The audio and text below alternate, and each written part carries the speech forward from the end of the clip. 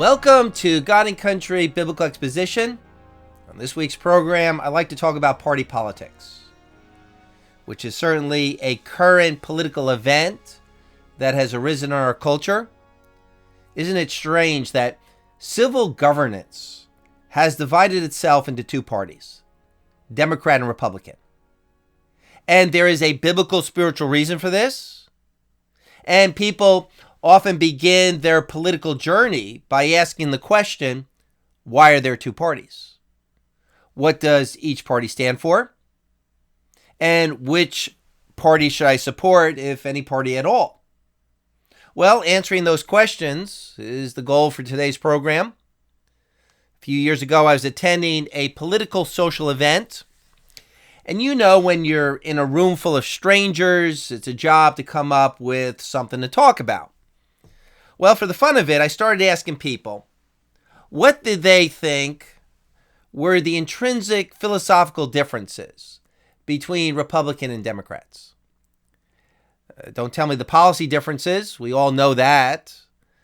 But what are the intrinsic ideological differences that make for the policy differences? What makes a Republican and a Democrat a Democrat? What's the underlying reason for the Republicans choosing pro-life, pro-traditional marriage, and limited government, and the Democrats choosing the position of pro-abortion, same-sex marriage, and extensive large government? Is it just a flip of a coin? Is it based merely on psychological or financial needs? Is it upbringing? Or is it just tribalism, where you root for the Yankees because you're raised in New York, and you root for the Phillies because you're raised in Philadelphia? You pull a D lever in the voting booth because your family has always been Democrat, or you pull the R lever for the same reason. I mean, for many voters, that's actually the shallow reason for their vote. It's a matter of tribalism or tradition, or whatever party can help them out financially. This ought not to be the reason. There are higher principles to consider behind each of these political parties. Well, to my surprise, nobody in that political meeting, that political social event, could give me a coherent answer concerning the intrinsic differences between the two parties. And yet these people were highly educated. They were involved in politics. Some were even recent college graduates. I guess they don't teach you these things in secular universities. So here's the question. Do you know the foundational ideological difference between the Republican Party and the Democrat Party? And if you do have some notion of the ideological difference, is it a right notion? Because Democrats like to say the Democrats are for the little guy, while the Republicans are for the rich. Is that really true? Republicans like to say the Republicans are for low tax, limited government, and the Democrats are for high tax and big communistic government. But is that really the core ideological difference? Well, to explain the difference, let's begin by looking at this two-party phenomenon. Political groups have always divided themselves into two camps. There's always been a left and a right. The Bible even uses the term left and right to describe the godly versus the ungodly, the wise versus the foolish, because ideologically and morally, they are two polar opposites.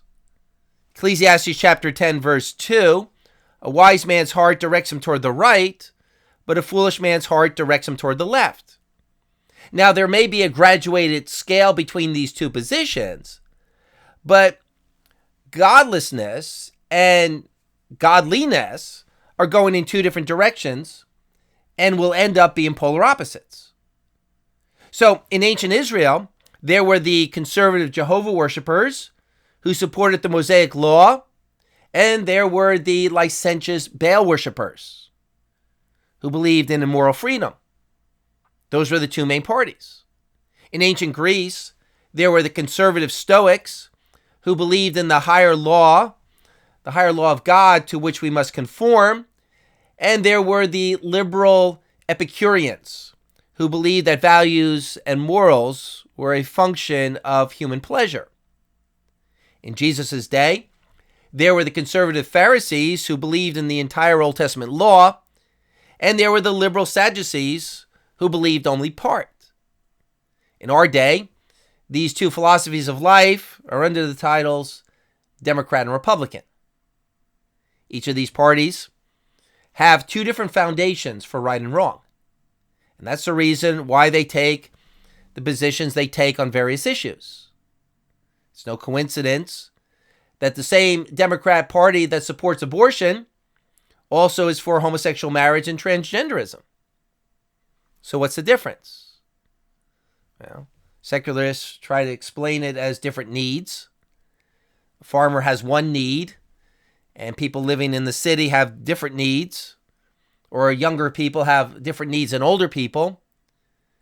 Here's an article from Vox that explains the difference as some people wanting to conserve because they fear change, and other people want progress because they're willing to take risk. It's kind of the difference between an A or B personality type. But that's all nonsense and obfuscating the real difference between the two parties. The difference is God or no God. Law is either a function of God's will or law being a function of man's will, fulfilling man's desires and lust. And upon these two foundations, a whole edifice is built. Humanism versus theism, relativism versus God's absolutes, rationalism versus God's revelation, liberalism versus conservatism. And these foundational ideologies result in different policy positions in the specifics. Pro-life versus pro-choice, socialism versus capitalism, open borders versus nationalism, transgenderism versus natural biological gender, LGBTQ versus one man, one woman marriage. Don't let anyone tell you that the world is about anything else. It all comes down to either God is God or man is God.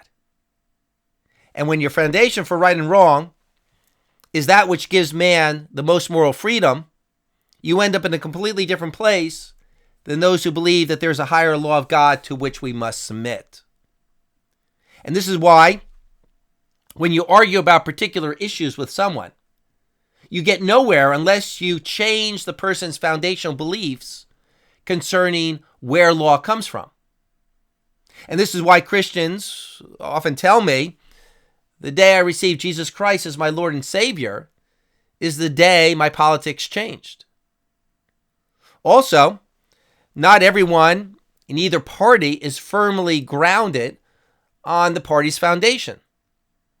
For various reasons, some people may adopt some of the policy positions of a particular party, but not fully understand or agree with the foundation. And this is because we live in a world that's in transition, where people are still choosing sides. And so in the Republican Party, there are those who agree with some of the law of God, but are not fully believing in a theistic basis for law. There are Republicans who are only in the Republican Party because they don't like government control. They're Republicans because they're libertarians, or they're economic conservatives, or they are anti-authoritarianism. But the reason for these various positions actually originate in a theological worldview. So people are divided into two positions, either God or man. And the one is the photographic negative of the other. And in that the left is fighting against God's reality, they are in the twilight zone. When ancient Israel was in the days of her decline and moral apostasy, the prophet Isaiah described how the ruling Jews at that time, who were practicing pagan immorality, immoral values, and immoral worship, that they were living a lie. Isaiah chapter 28, verse 5, "We have made falsehood our refuge, and we have concealed ourselves with deception." So another way of describing the world, our situation, is that this world is divided into people who follow the lie and people who follow the truth. Remember that in Scripture, the world is divided into two camps, believers and unbelievers, the righteous and the wicked, the sheep and the goat. God versus no God is the bottom line. This truth gets covered up. People don't want to admit it. Very few people admit their authority. But it all comes down to whether you're following the law of God or the law of man. Just like Elijah on Mount Carmel. He asked the people, who is God? Baal or Jehovah? And the question hasn't changed ever since. So it's no surprise that this moral division in the world is reflected in our politics. Politics gets divided into two groups. Between those who derive values and policies from a theistic worldview and those who get their values and policies from a secular humanistic worldview. As an example, this is all seen in the differences between the French Revolution and the American Revolution. The American Revolution was built upon the foundation: we're endowed by our Creator with certain inalienable rights. The French Revolution was built on the foundation: man is the measure of all things. And so the churches in France were all renamed temples of reason. At least they were honest about their atheism. Now, was this division between those in the French Revolution and those in the American Revolution all about God versus man? No, there were gradations, but still that was the basic divide. Another example, compare Chief Justice of the Supreme Court, Oliver Wendell Holmes, 1902 to 1932, to the first Supreme Court Chief Justice, John Jay, 1794. It was under Oliver Wendell Holmes that our legal system abandoned this concept of God's natural law. Holmes taught that law is arrived at by the dominant forces in the community rather than, quote from Holmes, some mysterious omnipresence in the sky. Holmes also wrote, judges are not the mouthpiece of the infinite. Holmes was an apostate and an unbeliever. Because the Bible teaches in 2 Chronicles chapter 19, verse 6, you are not to judge for man, but for the Lord. Now, John Jay, our first Chief Supreme Court Justice, when America was more God-centered, wrote, natural laws and morality are given by the sovereign of the universe to all mankind. Being founded by infinite wisdom and goodness on essential right, which never vary, it can require no amendment or alteration. Now, John Jay was well aware of the alternative philosophy in France that law is to be derived from man, but he repudiated that. But 100 years later, along comes Oliver Wendell Holmes, and he teaches a human, man-centered basis for law. So what do we eventually get? Legalized abortion, same-sex marriage, transgenderism. So who are you for? Oliver Wendell Holmes or John Jay? And the point is, ultimately, there are only two camps, two positions, God or man, and the Christian has to choose for God's moral law. Now, I'm not saying that the Republican Party is all Christian and the Democratic Party is not. I'm just pointing out that there is a basic ideological difference between the political right and the political left reflected in these two parties. You know, it's why the two parties currently have two different moral platforms. It goes back to the history of these two parties. The Republican Party was started in 1854 to abolish slavery in America. In 1860, the Republicans elected their first president, Abraham Lincoln.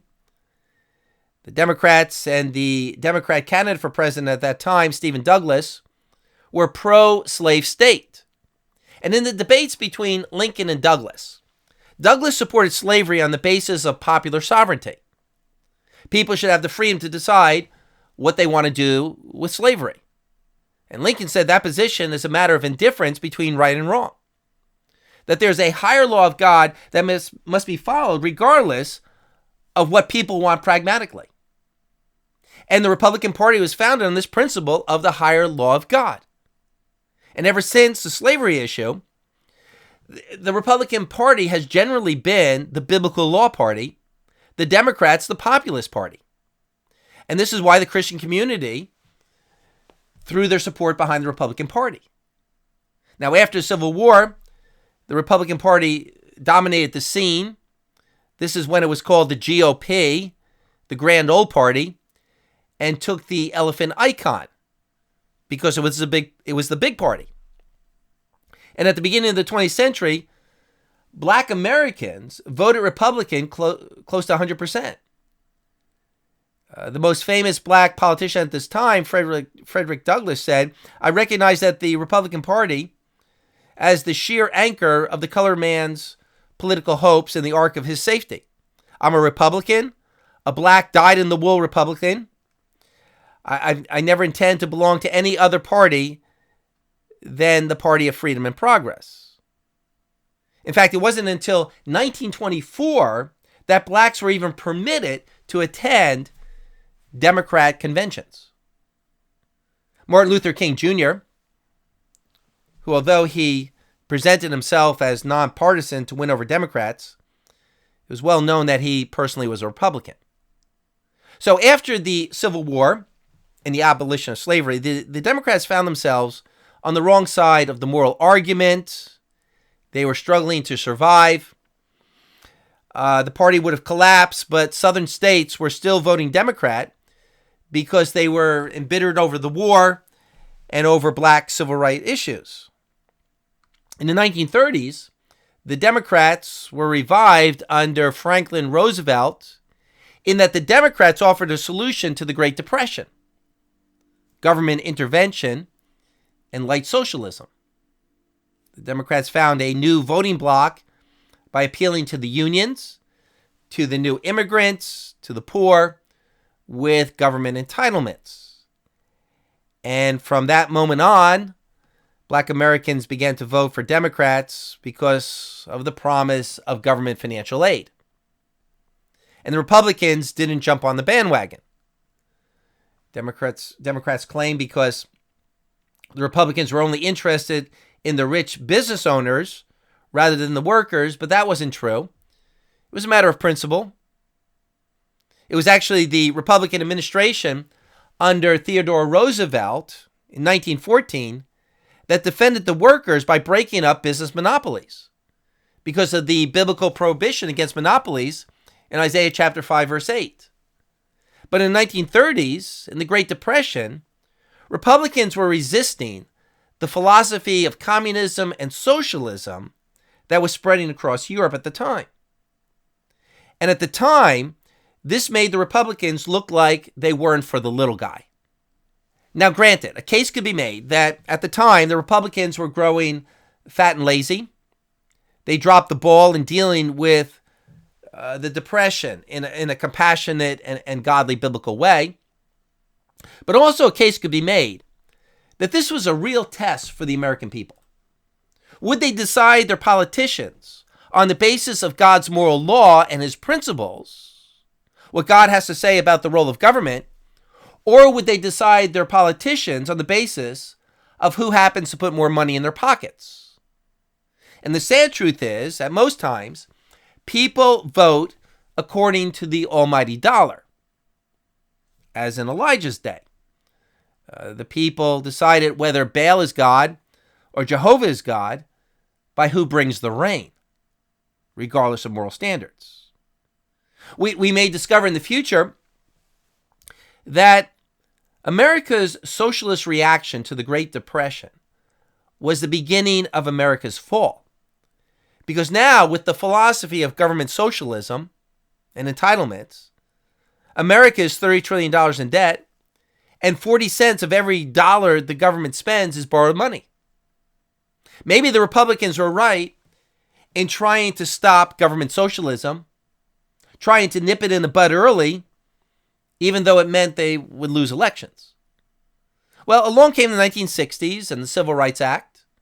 I hope you realize that more Republicans voted for the Civil Rights Act than Democrats, but it was done under a Democrat president, so the Democrats took the credit. Then came the abortion issue in the 1970s. And in the 1976 Republican convention, the Republican Party almost went pro-abortion.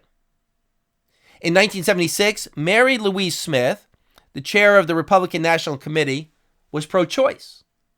First Lady Betty Ford said Roe versus Wade was a great, great decision.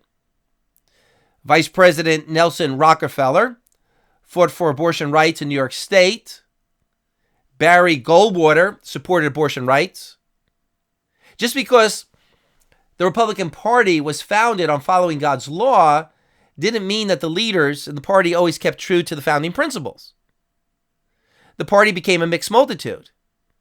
Many joined the Republican Party for financial reasons. And the Republicans, who were only interested in economic freedom but not national morality, were then called Rockefeller Republicans. Now, I have a theory on this. Those who are involved in business survive by working in reality.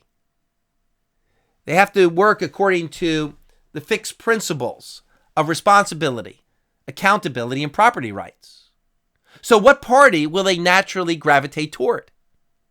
Well, the party that defends biblical principles of economics, even though personally they may not have a God-centered foundation. But now that American businesses have been taken over by many of those who never started those businesses, and by a generation of college graduates who are educated in secular humanism, more business leaders are now on the left, and they're willing to sell the store for their leftist ideology. Well, anyway, providentially, in 1976, there were enough principled people left in the Republican Party to vote for a pro-life platform. And when this happened, many pro-choice Republicans went over to the Democrat Party, and many social conservative pro-life Democrats moved over to the Republican Party. And all the southern states that used to vote Democrat started voting Republican. And many of the northern states that used to vote Republican started voting Democrat. The abortion issue was the watershed issue. Now, Democrats have put a spin on this, calling it the Southern strategy, claiming that the southern states all went Republican because the Republicans appealed to their racism. But that's a complete fabrication.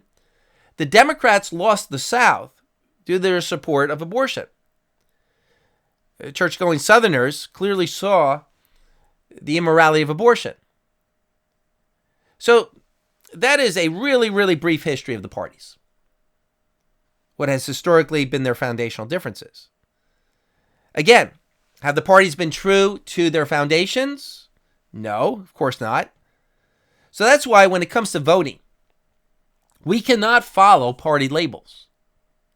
It's not as if one party is of God and the other party is not of God. It's more like one party is a little bit God and the other party is even less God. I often describe Christianity as being a third party. We're not donkeys. We're not elephants.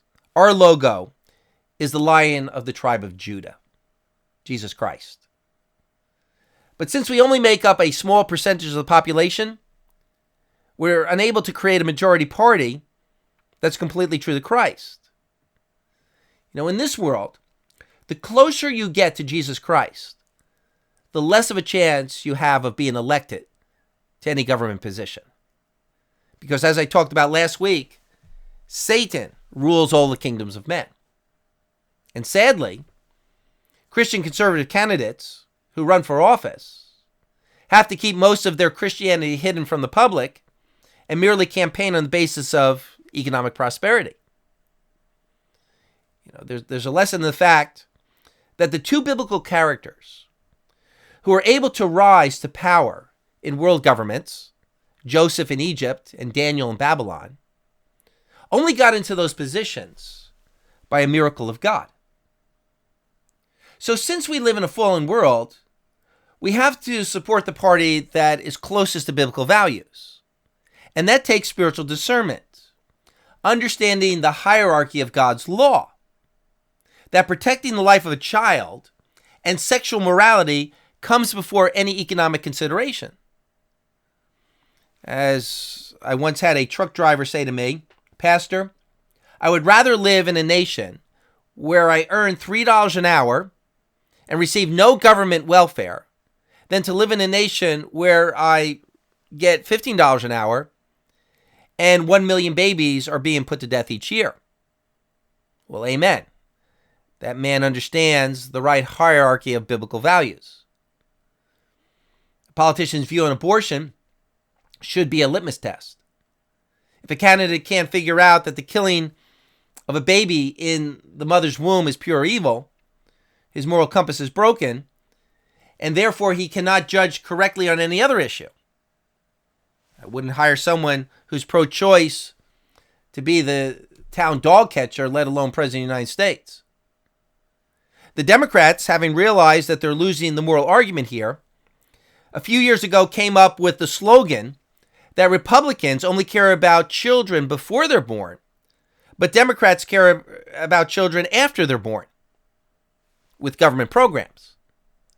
And this way they can claim some moral virtue in their abortion policy. Now, not only is that slogan not true in practice, but it's an outrageous lie to justify infanticide.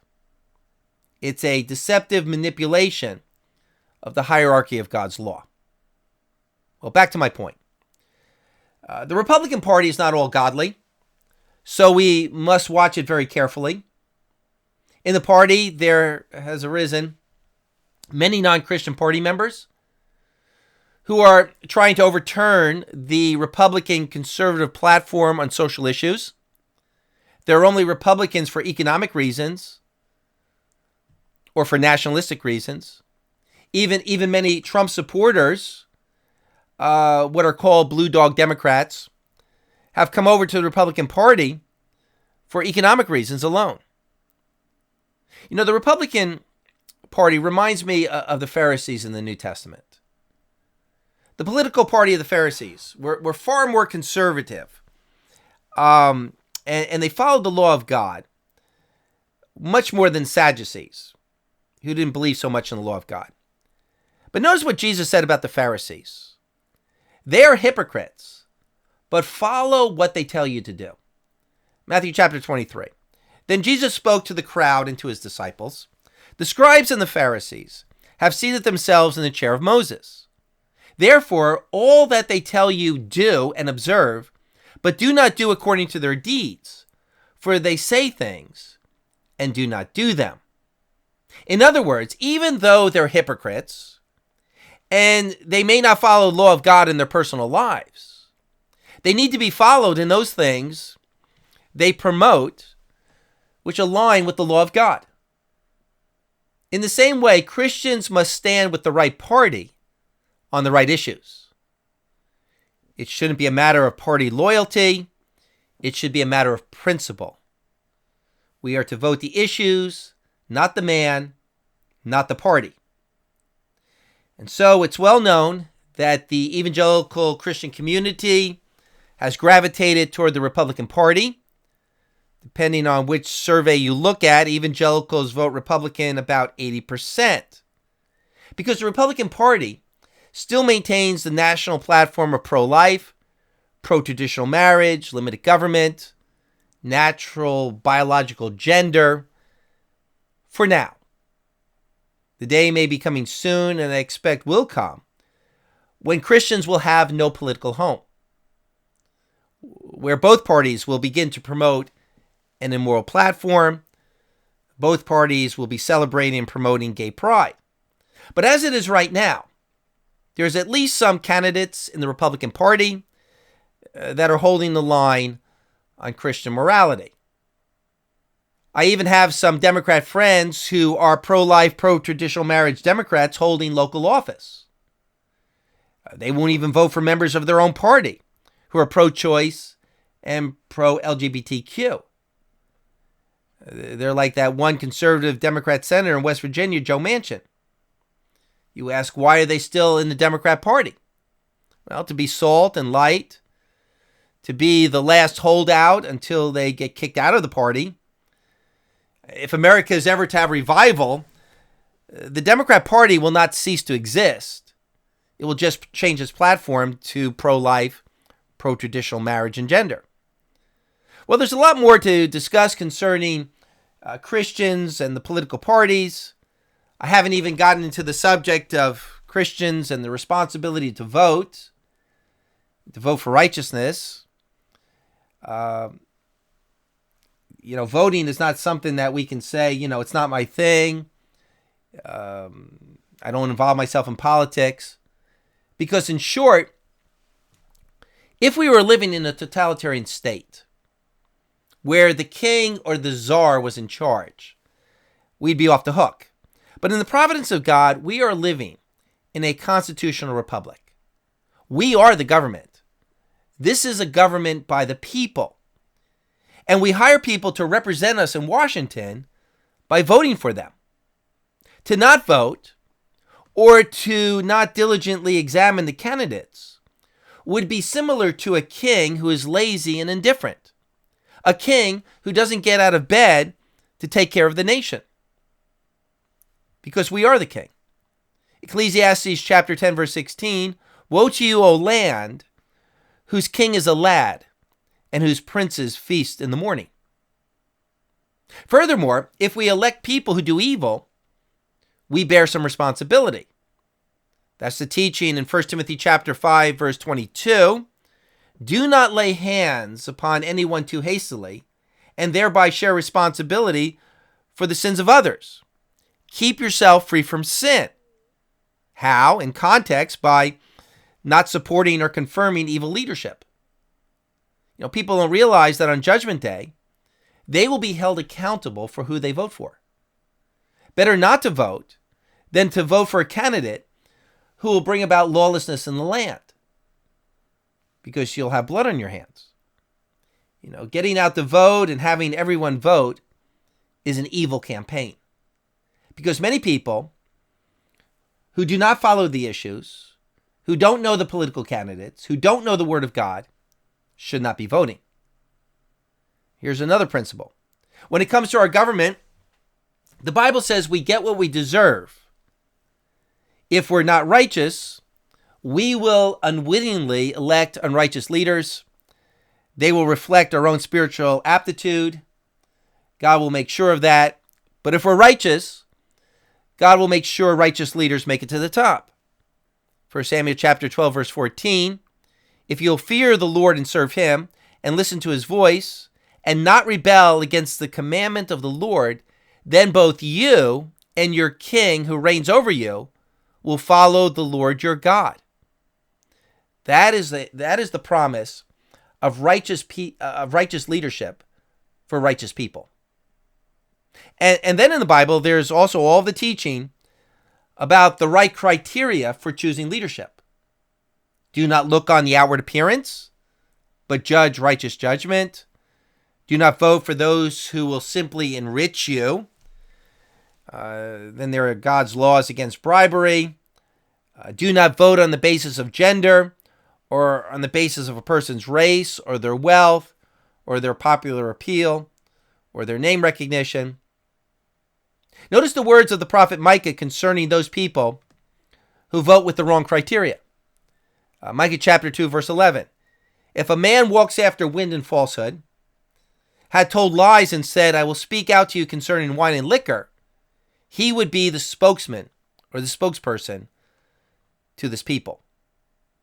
He's the man the people would choose to be their leader. So what I'm doing this week is putting together a short 8-column pamphlet about this subject. It'll be called Democrats, Republicans, and the Christians, Christianity and Political Parties. Maybe I'll call it Donkeys, Elephants, and Lions. I want it to be a simple treatise to explain to Christians the basics of party politics, how to vote in a godly way, rather than being deceived by the media I have a fellow in my church who tells me that back in his home country, the conservative moral party operates under the title of Democrat. So when these people come to America, they think Democrat means conservative. So there's a lot of misinformation out there concerning parties and voting. If all the people in our churches would get out and vote righteously and fulfill their responsibility as righteous rulers, it sure would change America for good. So I haven't finished this pamphlet, but I hope to have it done by the weekend and ready to hand out at Bridgefest, in Ocean Grove, New Jersey on June 24th and 25th. I always like to give out new material at my booth. The hard part is not in writing the pamphlet. The hard part is simplifying the content so that it's brief, so that it's to the point, so that even a 7th grader could read it and enjoy it. If you'd like a free copy of this new pamphlet, email me. Don't forget to include your address. That's at godandcountryradio@verizon.net. If you're on my regular mailing list, you'll probably get a couple of these pamphlets in the mail with my next update letter. Or if you're planning to be at Bridgefest, you can pick one up there. Well, thanks for listening. Thanks for your support. You know the drill. Subscribe, like, share, leave a comment below. And may Jesus Christ reign.